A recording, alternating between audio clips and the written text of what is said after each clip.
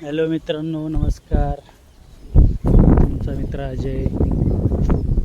आपण चाललेलं आहे पुण्याकडे चक्कर मारायला.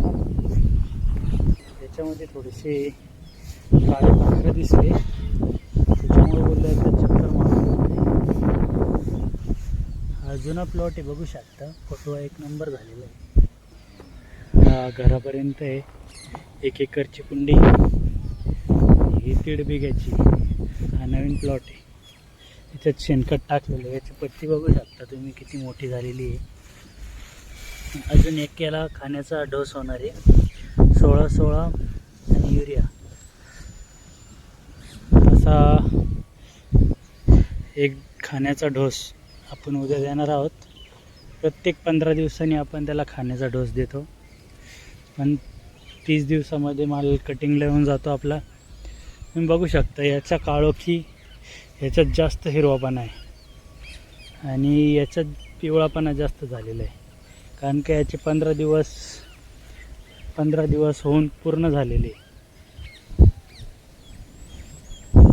15 दिवसानंतर खाण्याचा डोस लागतोच. 15 दिवसानंतर माल परत रिवर्स व्हायला चालू होऊन जातो. म्हणून आपण त्याला प्रत्येक 15 दिवसानंतर खाण्याचा हात देत असतो. आपण पहिला याला 10-26 आणि युरिया दिलेला आहे. आता दुसरा हात 16-16 आणि युरिया देणार आहे. आता बघू शकता याला आळही लागलेली आहे. काही ठिकाणी पत्ती बघा ओल पडलेली आहे त्याला, आणि काही ठिकाणी काळे पाखरं पण दिसतात. हे बघू शकता सफेद पानं केलेली आहे. त्याच्यासाठी आपण असाटाप आणि फॅन्डॉल देणार आहे त्याला स्प्रे. गवत पण झालेलं आहे, ते निंदण्यासाठी पण देणार आहोत आपण. कारण का गवत कमी असलं तर मालाला पण फुगवण होण्यासाठी, काडी फुगण्यासाठी जागा मोकळी असते. तुम्ही बघू शकता काही ठिकाणी शेणखत जास्त झालेले आहे, काही ठिकाणी कमी झालेले आहे. त्याच्यामुळं हे 2-3 स्प्रिंकलर जास्त हाईट झालेली आहे पुदिन्याला. तिथून खाली काही ठिकाणी पातळ आहे, तुम्हाला दाखवतो. हे बघू शकता इकडं वाढलेलं आहे जास्त. आणि इथून बघू शकता, इथून बारीक पानं आहे आणि याच्यावरती सफेद डाग पण जास्त आहे. त्याच्यासाठी इथं आपण आता त्याला दुसरा खाण्याचा डोस देऊ ना, त्यावेळेस तो पूर्ण सुधरून जाईल. आणि हा माल उद्या खाणं टाकल्यानंतर कंप्लीट 8 दिवसात कापणीला सुरुवात होऊन जाईल याची.